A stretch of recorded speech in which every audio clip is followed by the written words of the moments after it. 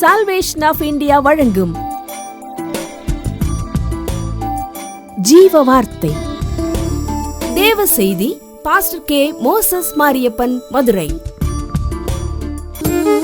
Salvation of India ஜெப வீட்டில் ஞாயிறு தோறும் காலை 8 மணி முதல் 9:30 வரை ஆராதனை நடைபெறுகிறது.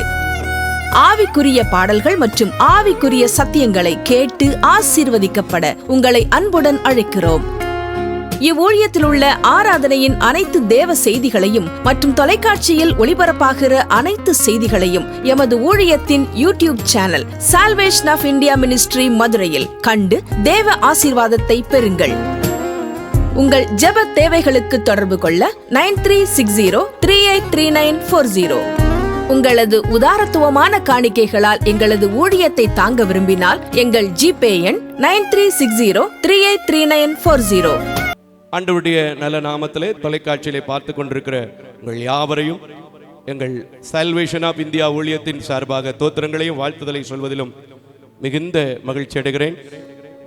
தொடர்ந்து இந்த ஊழியத்திற்காக ஜெபியுங்கள்.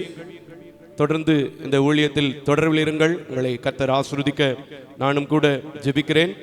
இது முற்றிலும் தாய் தகப்பன் இல்லாத ஏழை எளிய பிள்ளைகளுக்காக, முற்றிலும் பார்வையற்ற என்னை கொண்டு அரசு அங்கீகாரத்தோடு செயல்படுகிறது என்பதை நீங்கள் அறிந்திருக்கிறீர்கள். ஆகையினால் மற்றவர்களுக்கும் அறிமுகம் செய்து வைக்க உங்களை அன்போடு கூட கேட்டுக்கொள்கிறேன்.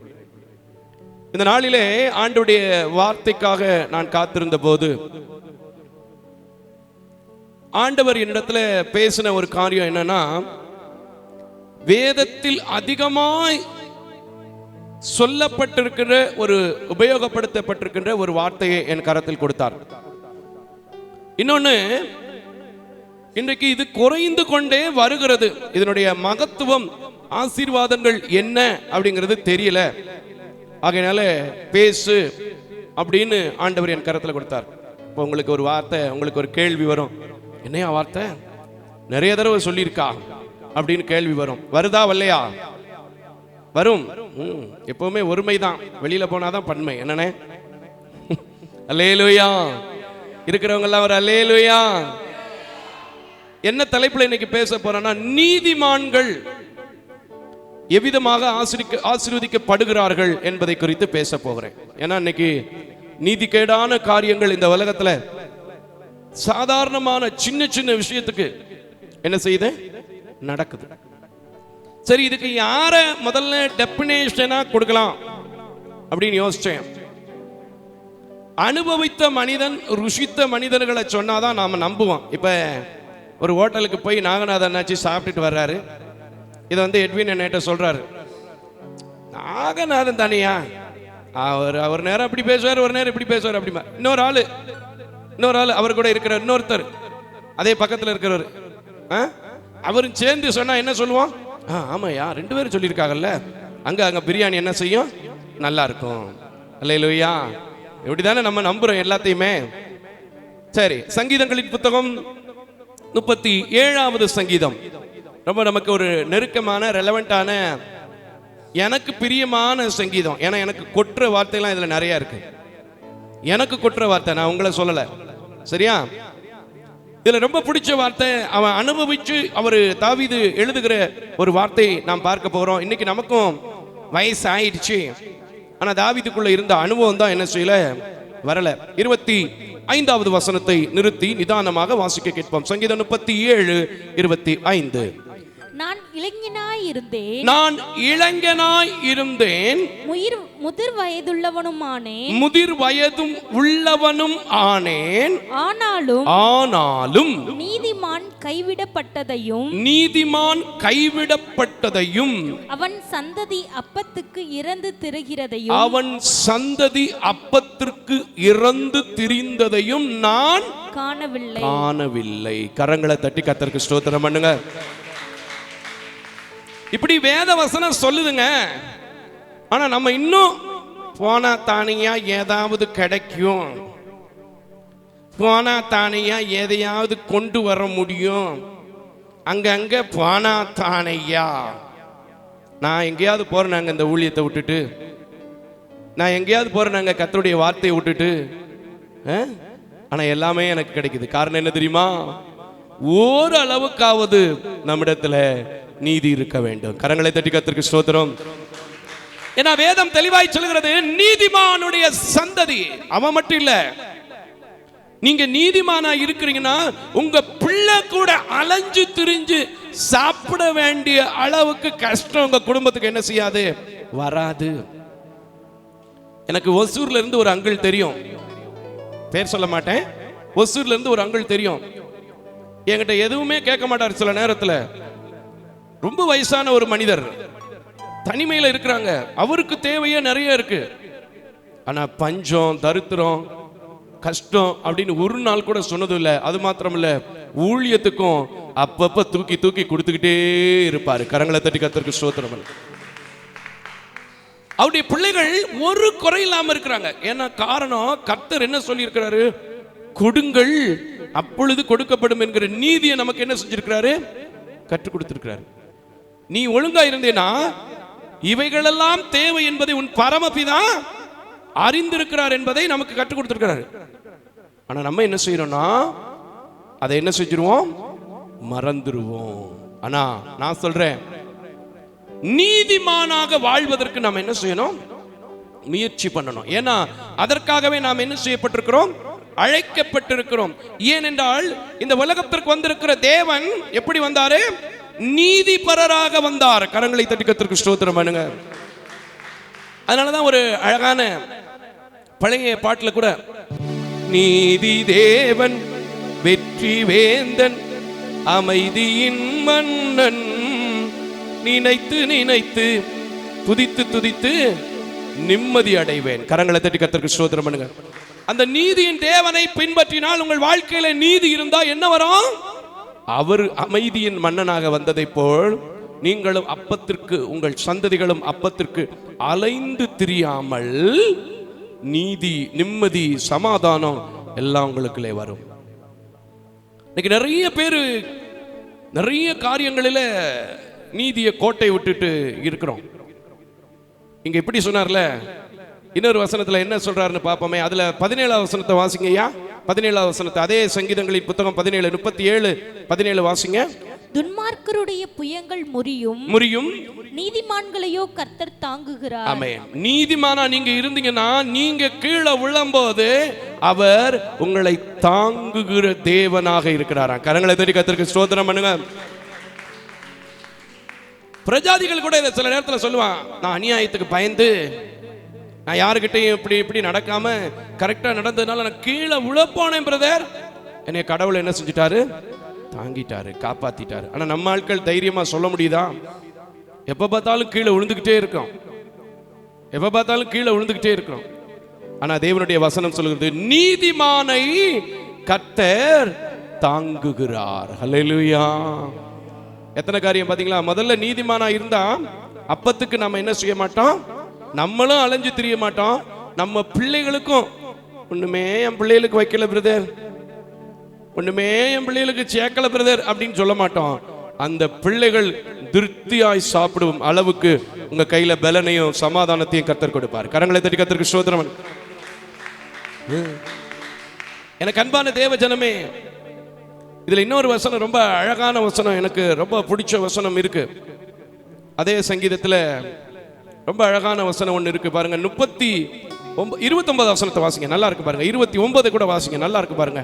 வசனம் வந்துகிட்டே இருக்கு.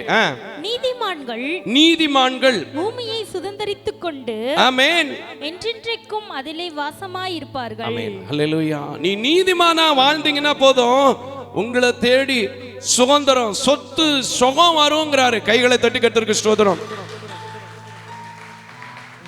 வேதத்துல நமக்கு தெரியும், ஆபிரகாம் என்கிற ஒரு நீதிமான் இருந்தார். அவரை தேடி சொத்து வந்துச்சா, சொத்தை தேடி ஆபிரகாம் போனாரா? சொல்லுங்க. யோசேப்பு என்கிற ஒரு நீதிமான் இருந்தார். அவரை தேடி சொத்து வந்துச்சா, இல்ல யோசேப்பு சொத்தை தேடி போனாரா? சொல்லுங்க. அப்ப இன்னைக்கு நீதிமானா நீங்க இருந்தீங்கன்னா அப்பத்துக்கு அலைஞ்சு திரிய மாட்டீங்க. கர்த்தர் உங்களை தாங்குவாரு, உங்களை தேடி சுதந்திரம் வரும், நல்ல சந்தோஷமா வாசம் பண்ணுவீங்க. கர்த்தருக்கு ஸ்தோத்திரம் பண்ணுங்க, கைகளை தட்டுங்க.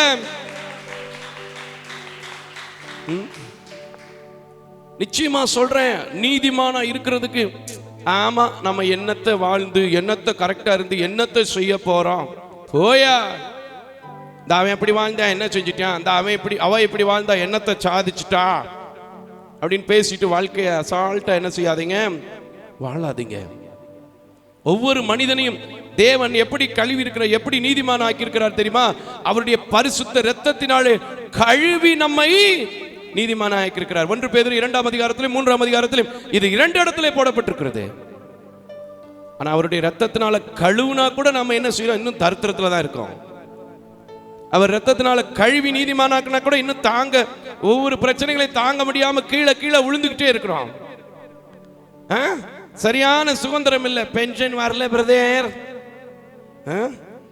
சம்பளம் வரல பிரதேர், வேலைக்கே போக முடியல பிரதேர், டிவி கட்ட முடியல பிரதேர். ஏன் கட்ட முடியல பிரதேர்?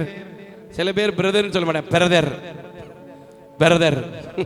அல்லேலூயா அல்லேலூயா. இருக்கிறவங்க எல்லாம் ஒரு அல்லேலூயா. அதுல 39வது வசனம் என்னமா சொல்லுது? 39, நீதிமான்களுடைய ரட்சிப்பு, நீதிமான்களுடைய ரட்சிப்பு கர்த்தரால் வரும். ஆமென், கர்த்தரால் வரும். முதல்ல உங்க ரட்சிப்பு யாரால வந்திருக்கிறது? கர்த்தரால் வந்திருக்கு. அப்ப கர்த்தரால் வந்துன்னா எல்லாமே என்ன செஞ்சிரும், வந்துரும். இல்ல சங்கீதம் 34:15 எடுத்துட்டு வா மக்களே, நல்லா இருக்கும் பாருங்க. சங்கீதம் 34:15 எனக்கு ரொம்ப பிடிக்கும் பாருங்க. அந்த சங்கீதம் நல்ல சங்கீதம். அதுல சில பேர் சில வசனத்தை மட்டும் பிடிச்சுக்குவாங்க.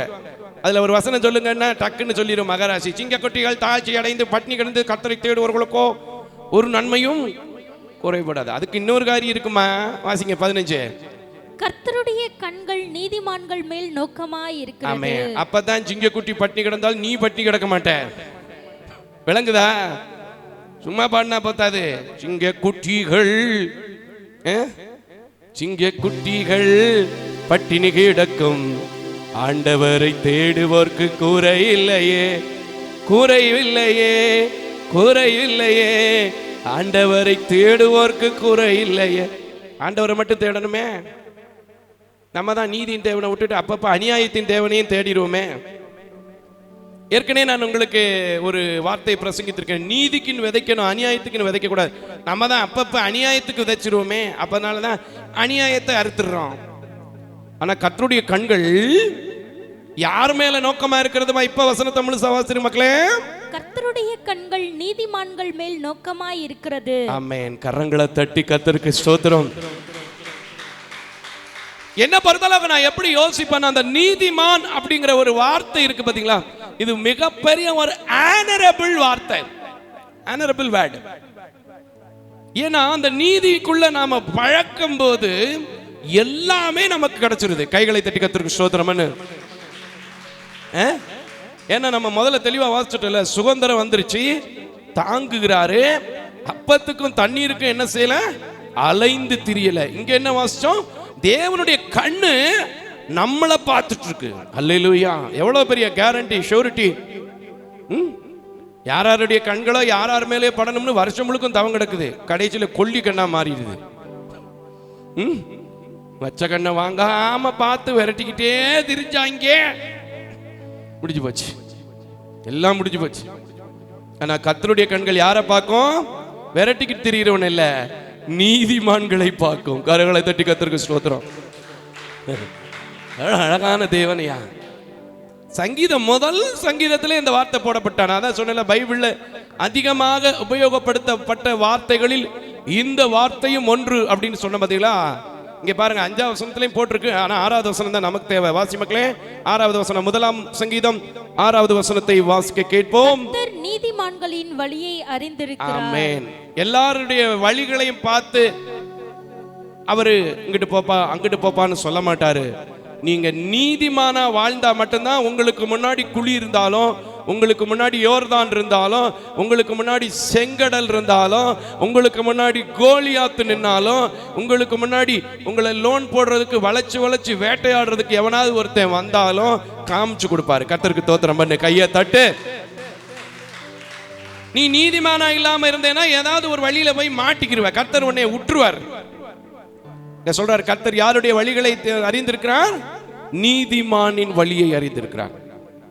சில பேர் என்கிட்ட சொல்லுவாங்க, எனக்கு ஒண்ணுமே நடக்க மாட்டேங்குது பிரதர், எனக்கு என்னன்னே தெரியல பிரதர், என்ன ஆச்சுன்னே தெரியல பிரதர். நான் சொல்லுவேன், இந்த கேஸ் எல்லாம் நீதி இல்லாம இருக்கு. ஏன்னா கர்த்தர் தான் நீதிமானின் வழிகளை அறிந்திருக்கிறாரே, நீதிமான்கள் மேலே அவருடைய கண்கள் நோக்கமா இருக்குதே, நீதிமானை தாங்குகிற தெய்வமா இருக்கிறாரே, அப்புறம் எப்படி இந்த கேஸை கைவிட்டாரு? யோசிப்பனா யோசிக்க மாட்டோமா? நான் பெரிய நீதிமான்னு சொல்ல மாட்டேன், ஆனா ஒவ்வொரு அளவுக்காவது நீதிக்காக விதை விதைக்கிறதுனாலவோ என்னமோ மிகுந்த பலனை கர்த்தருடைய பிள்ளைகளின் கரத்திலிருந்து அறுத்து கொண்டே இருக்கிறேன். அதை உங்களுக்கும் இந்த ஊழியத்தின் சார்பாக கொடுத்து கொண்டே இருக்கிறோம். கைகளை தட்டி கர்த்தருக்கு ஸ்தோத்திரம். நீதிமான வாழ்றது ரொம்ப ரொம்ப அவசியம். இன்னைக்கு நீதி செத்து கொண்டு வருகிறது. ஏன் நீதிபதிகளிடத்திலே நீதி இல்லைன்றாங்க இன்னைக்கு. உண்மையா பொய்யா? நீதிபதிகளிடத்திலே நீதி இல்லை. பதவி பிரமாணம் எடுக்கும்போது ஒவ்வொரு எம்எல்ஏக்களும் எம்பிக்களும் ஒவ்வொரு ஆளுநர்களும் என்ன சொல்லி எடுக்கிறாங்க உறுதிமொழி? அதை நினைச்சாது பார்ப்பாங்களா? அடுத்த தடவை பதவி ஏற்கும்போது எங்க எங்க இந்த சர்ச்சில் என்னப்பா அதுக்கு பேர் என்னப்பா, மேலே வையா கீழே வையா என்னமோ ஒன்று சொல்லுவோம், சரியா சொல்லணும் அப்படின்னு அங்கே போய் அதுலேயும் சில பேர் கோட்டை விட்டுருவான் மைக்கில். இருக்கா இல்லையா? ஆனால் நான் சொல்கிறேன், வாழ்க்கையில் எது உங்களை நடத்துகிறதோ இல்லையோ, உங்களுக்குள் நீதி இருந்தால் கட்டாயமா உங்களை நடத்தும். கரங்களை தட்டி கர்த்தருக்கு ஸ்தோத்திரம். அதில் 17 வசனத்தை வாசிமா. சங்கீதம் 34:17 கூட வாசிங்க, நல்லா இருக்கும் பாருங்க. 15 ரொம்ப நல்லா இருந்துச்சு. நீதிமான்கள் மேலே கர்த்தருடைய கண்கள் நோக்கமா இருந்துச்சு. இங்க சொல்லிட்டோம் நீதிமான்களின் வழிகளை கர்த்தர் அறிந்திருக்கிறார். அதுல 17 கூட வாசிங்க, நல்லா இருக்கும் பாருங்க. எனக்கு வசனம் ரொம்ப பிடிக்கும். நீதிமான்கள் கூப்பிடும் போது கர்த்தர் கேட்டு. இங்க ரொம்ப கவனிங்க சிஸ்டர், சில நேரம் பதிலே இல்லை. வீட்டை பூட்டிக்கிட்டு அழுகிறேன், முட்டுறேன், மோதுறேன். முட்டுனா மோதுனா பதில் வந்துருமா? அழுதா பதில் வந்துருமா? இல்லைன்னா ஒரு 2 லட்சம் 3 லட்சம் காணிக்க கொடுத்துட்டியே, பதில் வந்துருமா? வராது சார், வராது. என்ன இருக்கணும்? கர்த்தர் யாருடைய கூப்பிடுதலுக்கு பதில் கொடுக்கிறார்? வாசிங்கம்மா. இப்ப நீதிமான்கள் கூப்பிடும் போது கர்த்தர் கேட்டு அவர்களை அவர்களுடைய எல்லா உபத்திரவங்களுக்கும். ஆமென். கைகளை தட்டி கர்த்தருக்கு ஸ்தோத்திரம் பண்ணு. உபத்திரவம் இல்லாத மனுஷன் ஒருத்தனும் கிடையாது. அதனாலதான் வேதத்துல தெளிவாய் போட்டிருக்கிற, உபத்திரவம் உங்களுக்கு உண்டு, இதோ நான் உலகத்தை ஜெயித்தேன், நீங்கள் திடம் கொள்ளுங்கள். அதே சங்கீதம் 119 அவன் சொல்கிறான், நான் உபத்திரவப்பட்டது நல்லது. ஆனா அந்த உபத்திரவத்துல உங்களை நடத்துறதற்கு உங்களிடத்துல என்ன வேணுமா? நீதி வேணும். கைகளை தட்டி கர்த்தருக்கு ஸ்தோத்திரம். அந்த வசனத்தை கொஞ்சம் திரும்பி நிறுத்தி நிதானமா வாசி மக்களே. 17 வாசி மக்களே. நீதிமான்கள் கூப்பிடும் போது. இப்ப மனசுல வச்சுக்கணும் இந்த வசனத்தை, இந்த இருதயத்துல பதிய வைக்கணும். ஓஹோ, ஆமால நான் அன்னைக்கு அங்க போனேன்ல, ஆமால அங்க லஞ்சம் வாங்கினேன்ல, ஆமா அங்க பைக்கு லஞ்சமா வாங்கினேன்ல, ஆமா அந்த காரை கொண்டு வந்து வீட்டுல நிப்பாட்டினேன்ல, ஆமா அந்த அந்த அந்த அந்த காணிக்கையை வஞ்சித்தேன்ல, ஆமா அந்த பாஸ்டர்ட்ட போய் சொன்னேன்ல. அல்லேலூயா. இருக்கீங்களா ஐயா? அல்லேலூயா. விவசாயத்துல அவன் நிலத்துல நான் பொழிய போட்டு என் நிலம்னு சொன்னேன்ல. வியாபாரத்துல அவன் கடையை விட என் கடையை பெருசாக்கணும்னு நினைச்சு அவன் கடையை நான் அவன் பொழப்ப கெடுத்தேன்ல. இருக்கா? வாசிங்க. நீதிமானே கர்த்தர். வாசி மக்களே.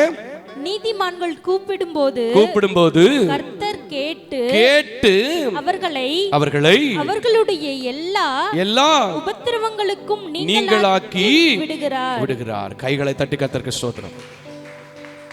ஆமென். ரொம்ப சந்தோஷமா இருந்துச்சு அந்த வசனத்தை படிக்கும்போது. மண்டையில முட்டி முட்டி படிச்சேன். ஏன் தெரியுமா? நான் இன்னும் நீதிமானாக, நீதியின் தேவனை பின்பற்றுகிறவனாக, நீதிக்கென்று விதை விதைக்கிறவனாக, அந்த நீதினாலே தாங்கினேன் என்று சொல்லும்படி என் வாழ்க்கை இருக்கணும். கைகளை தட்டி கர்த்தருக்கு ஸ்தோத்திரம். சும்மா பிரசங்கத்துக்கு வரமாட்டார் இந்த மோசேஸ். சும்மா பிரசங்கத்துக்கு ஒரு நாள் வரமாட்டான். என் கையில அக்கிரமம் இருக்கும்னா என்னுடைய ஜெபம் கூட என்ன செய்யப்படாது? கேட்கப்படாது. அதனால தானே 66:18 சொல்லியிருக்கு அந்த வசனம். 66:18 சொல்லியிருக்கா இல்லையாமா? எடுத்து வாசிச்சுட்டு திருப்பி வேற பகுதிக்கு போவோம். 66:18 இன்னைக்கு காலையில நம்ம வாசிச்ச சங்கீதம் தான். 66:18. என் இருதயத்தில் அக்கிரம சிந்தை கொண்டிருந்தேன், என் இருதயத்தில் அக்கிரம சிந்தை கொண்டிருப்பேனானால் ஆண்டவர் எனக்கு செவி கொடார். ஆமென். எனக்கு ஒவ்வொரு சில காரியங்கள்ல செவி கொடுக்கிறதுக்கு காரணம் என்னன்னா, ஓரளவுக்காவது நீதி இருக்கிறது. எனக்கு வருகிற உபத்திரவங்கள் ரொம்ப உங்களுக்கு தெரியும். ஆனால் எல்லாவற்றிலும் இருந்து என் சத்தத்திற்கு செவி கொடுக்கிற தேவன் விடுதலையாக்கி கொண்டிருக்கிறார். இன்னைக்கு உங்களுக்கு ஒரு தகுதி வேணும். உங்களுக்கு ஒரு காரியம் வாய்க்கணும்னா, நீங்க விழாம இருக்கணும்னா, என்னத்துக்கு ட்ரை பண்றீங்களோ இல்லையோ, நீதியின்படி நடப்பதற்கு ட்ரை பண்ணுங்க. ஹல்லேலூயா. சங்கீதம் 92 எடுத்துங்க, நல்லா இருக்கும் பாருங்க. சங்கீதம் 92 இந்த வசனத்தை பாடும் போதெல்லாம் ரொம்ப பேர் பாட்டா பாடிக்கிறாங்க. ஆனா பாட்டா பாடுற வசனத்தை இருதயத்துக்குள்ள ஒளிச்சு வச்சு தியானம் பண்ணணும். தியானம் பண்ணணும். ஒரு சில பாட்டு சில நேரங்களில் நான் வந்தவொடனே இந்த பாட்டில் என்னடா பெருசா விஷயம் இருக்கு அப்படின்ட்டு சாதாரணமா போயிடுவேன். அப்புறம் ஒரு தடவைக்கு 2 தடவை உட்காந்து கேட்டேன். உதாரணத்துக்கு ஒரு பாட்டை சொல்றேனே, தப்பா நினைக்க மாட்டாங்க அந்த பாட்டு எழுதினவங்க. ஒரு பாட்டு வந்துச்சு, ஒரு பாட்டு, அப்புறம் போல போகிறவர் காணப்பட்டாலும், அந்த பாட்டு எனக்கு சரியா புரியல. உன் மீது நோக்கமாய் உள்ளார், உன் நினைவெல்லாம் அவர் அறிவார், காக்கின்றவர், அது உண்மை சுமக்கின்றவர். அது பாடும்போது என்ன, இதெல்லாம் ஒரு தெரியாத வார்த்தையை போல, தெரியாத ஒரு வார்த்தையா அப்படின்னு யோசிச்சேன். அதுக்கப்புறம் தான் மோரியாவில் ஆபிரகாமுக்கு தூரத்துல செவி கொடுத்த தேவன், இப்படி சில காரியங்கள் சில இதுகளை உள்ள போகும்போது போட்டிருந்துச்சு. அல்லேலூயா. கரங்களை தட்டி கர்த்தருக்கு ஸ்தோத்திரம். பாட்டு கேட்கறதெல்லாம் முக்கியம் இல்ல, அதை அபியாசப்படுத்தணும், தியானம் பண்ணி பார்க்கணும், அதை உங்க வாழ்க்கைக்குள்ள கொண்டு வரணும். 12வது வசனத்தை வாசிங்க. 92:12. நீதிமான் பனையை போல் செழித்து. ஆமே, அதான் சொன்னேன். இந்த பாட்டு வாயாம பாடிக்கிறாங்க நிறைய பேர். எப்படிப்பா? பனை மரம் போல் செழித்திடுவேன். பாடுறீங்களா இல்லையா? என்ன பாட்டு அது? நீதிமான் நான், நீதிமான் நான், ரத்தத்தாலே கழுவப்பட்ட நீதிமான். அந்த வரி தெரிஞ்சா சொல்லுங்க பாப்பா. பனை மரம் போல் செழித்தோங்குவேன், கேதுரு போல். பாட்டெல்லாம் நல்லா தான் இருக்குப்பா. நம்ம செழிக்கலையே. என்னைக்கு செழிக்கிறது? அருமையா என்னைக்காவது ஒரு நாள். என்னைக்கு? போனதுக்கு அப்புறமா.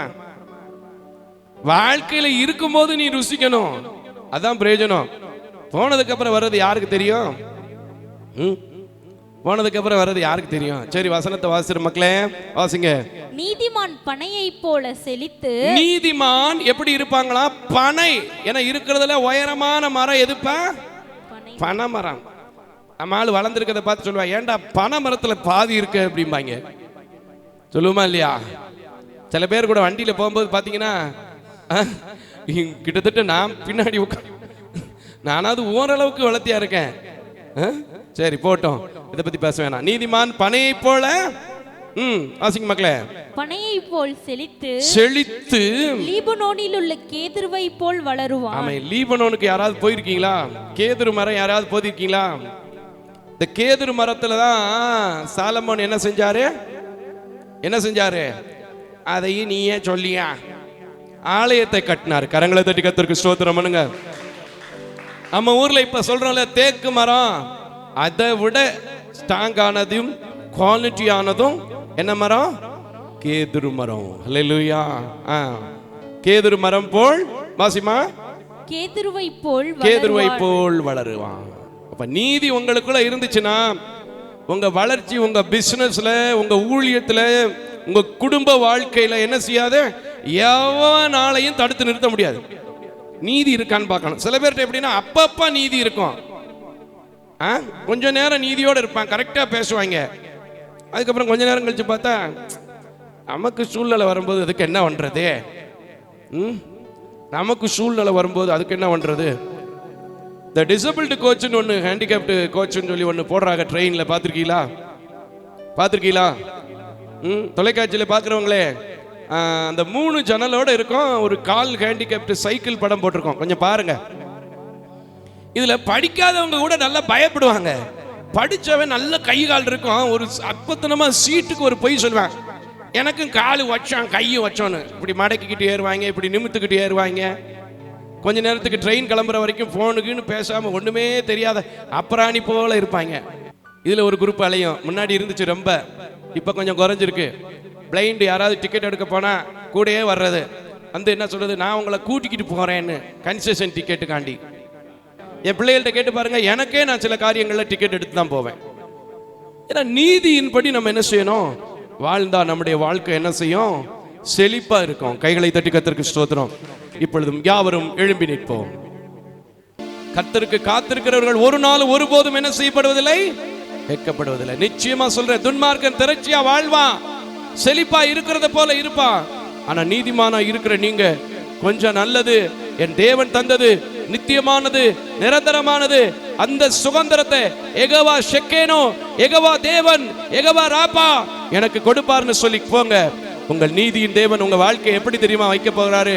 நீங்க மட்டும் இல்ல, உங்க சந்ததி கூட அலைந்து திரியாத ஒரு வாழ்க்கையை கர்த்தர் கொடுக்க போறார். கரங்களை தட்டி, நான் அவருடைய இரத்தத்தினாலே கழுவப்பட்டிருக்கிறபடினால், அவருடைய இரத்தத்தையே மாதத்தில் முதல் ஞாயிற்றுக்கிழமைகளே திருவிருந்தாய் உட்கொள்ளுகிறபடினால், அவர் வரும் அளவும் செய்வதற்கு என்னை நான் அர்ப்பணித்திருக்கிறபடினால், அந்த நீதியின் தேவன் என்னோடு வாசம் பண்ணும்படி, அந்த நீதியின் தேவன் என்னை சிநேகிக்கும்படி, அந்த நீதியின் தேவன் என்னை தாங்கபடி, எனக்குள்ள இருக்கிற அக்கிரம சிந்தைகள், அநியாயமான காரியங்கள், துன்மார்க்கமான காரியங்கள் எல்லாவற்றையும் இயேசுவின் நாமத்தில் இப்பொழுதே நான் இறக்கி வைக்கிறேன்னு சொல்லுங்க. நிச்சயமா சொல்றேன், கர்த்தர் உங்க வீட்டுல அப்படியே கடந்து வந்து நீங்க சந்திக்கிற எல்லாவற்றிலும், ஒருவேளை இதுவரைக்கும் நீதியா நடந்து வந்து கூட பிரச்சனைகளை சந்தித்து வந்தாலும், இக்கட்டிலிருந்து விடுதலையாக்கப்படுவான், உபத்திரவத்திலிருந்து விடுதலையாக்கப்படுவான். நீதிமான் என்றைக்கும் கைவிடப்படுவதில்லை என்று சொன்னால், இந்த உலகத்திலே எத்தனையோ நீதிமான்கள் மரணத்திலிருந்து தப்பிக்கப்பட்டிருக்கிறார்கள் என்று சொன்னால், இந்த எந்த உபத்திரவமா இருந்தாலும் சரி, எந்த இக்கட்டா இருந்தாலும் சரி, எந்த வியாதியா இருந்தாலும் சரி, நீதிமானை கர்த்தர் ஒருபோதும் தள்ளாட விட மாட்டார். தாங்குகிற தேவனாக இருக்கிறார், தப்புவிக்கிற தேவனாக இருக்கிறார். திருச்சபையில நின்று கொண்டிருக்கிறவர்களும், தொலைக்காட்சியில நின்று கொண்டிருக்கிறவர்களும் நீதியினால் உங்களை ஸ்திரப்படுத்தி உங்கள் நீதியின் பலனை நீங்கள் ருசிக்கும்படி இன்றும் என்றும் சதா காலங்களில் உயிரோடு இருக்கிற தேவன் உங்களை வாளாக்காமல், தலையாக்கி, கீழாக்காமல், மேலாக்கி உங்க குடும்பத்தை சுமக்கிறவராய், தாங்குகிறவராய், தப்புவிக்கிறவராக இருந்து உங்களை ஆசீர்வதிக்க போறார். கரங்களை தட்டி அப்படியே எனக்கு நடக்கும்னு சொல்றவங்க, நல்லா விசுவாசிக்கிறவங்க, thank you daddy, thank you daddy, thank you daddy. நம்முடைய செக்கினா மகிமை என் வீட்டுல பட்ட பகலாய் மாற்றட்டும். எனக்குள்ள, என் கணவனுக்குள்ள, என் பிள்ளைகளுக்குள்ள, என் ஊழியத்திற்குள்ள, என் தொழிலுக்குள்ள எந்த காரியமா இருக்கிற இருள் மாறட்டும். ஹல்லேலூயா, ஹல்லேலூயா, ஹல்லேலூயா. யெகோவா ஷெக்கேனோ, யெகோவா தேவன், எங்கள் நல்ல மேய்ப்பன், நீரப்பா, நீரப்பா, நீரப்பான்னு சொல்லி அப்படியே அவர் தருகிற சுதந்திரத்துக்கு, அவர் தருகிற ஆசீர்வாதத்துக்கு, அவர் தருகிற நன்மைக்கு, அவர் உங்களோட சிநேகிதத்திற்கு காத்துருங்க. இதுவரையிலும் இந்த ஊழியத்தை நீங்க கொடுத்து நடத்துகிற தேவன் பார்க்கிற, பேசுகிற உங்களோடு இருந்து உங்களை நடத்த இப்பொழுதும் நான் ஜெபிக்கிறேன். ஜெபம் செய்வோம். மகா கிருபையும் இரக்கம் நிறைந்த நல்ல ஆண்டவரே, நீதிமான் அப்பத்திற்கு அலைந்து திரிவதில்லை என்று சொன்னீர். நீதிமானை நீரே சிநேகிக்கிறீர் என்று சொன்னீர். நீதிமான்களின் வழியை அறிந்திருக்கிறேன் என்று சொன்னீர். நீதிமான்களை தாங்குகிறேன் என்று சொன்னீர். நீர் எனக்கு கற்றுக் கொடுத்ததை நினைப்பூட்டி இருக்கிறேன். என் கடமையை மாத்திரம் செய்திருக்கிறேன். அப்பல்லோ நட்டார், பவுல் நீர் பாய்ச்சினார், விளையச் செய்கிற இயேசு கிறிஸ்து இந்த பாவி போட்டதையும் எந்த சத்துருவும் ஆண்டவரே பொறுக்கிக் கொண்டு போகாமல், ஒவ்வொரு பிள்ளைகளும் நீதிக்கென்று வாழ்ந்து, நீதியின் தேவனை பின்பற்றி வாழ்ந்து, நீதியின் கனிகளை ருசிக்க நீர் தாமே கிருபை செய்ய வேண்டும் என்று இந்த நிகழ்ச்சியை பார்த்து கொண்டிருக்கிற, சபையில நின்று கொண்டிருக்கிற ஒவ்வொரு குடும்பத்திற்காக நம்முடைய சமூகத்தில் மனதார நான் ஜெபிக்கிறேன், மனதார ஆசீர்வதிக்கிறேன். நாங்கள் கடந்து சென்றாலும் கடந்து செல்லாத நேச கிருபை, அன்பு, சமாதானம், இரக்கம் கலந்து கொண்ட பார்த்து கொண்டிருக்கிற ஒவ்வொரு குடும்பங்களோடும் இருக்க நீதியின் தேவன் நீர் கிருபை செய்யும். இயேசுவின் நாமத்தில் ஜெபிக்கிறேன் நல்ல பிதாவே, ஆமென். அல்லேலூயா, அல்லேலூயா, அல்லேலூயா.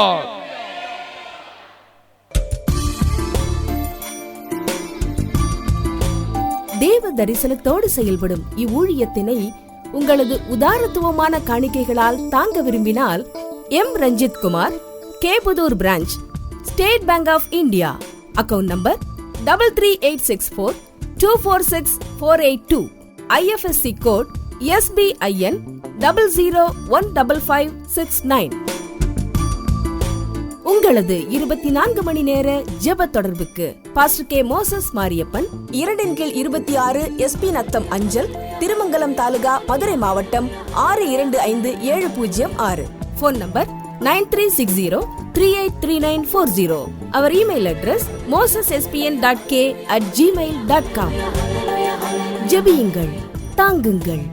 தேவன் தாமே உங்களை நிறைவாய் ஆசீர்வதிப்பாராக.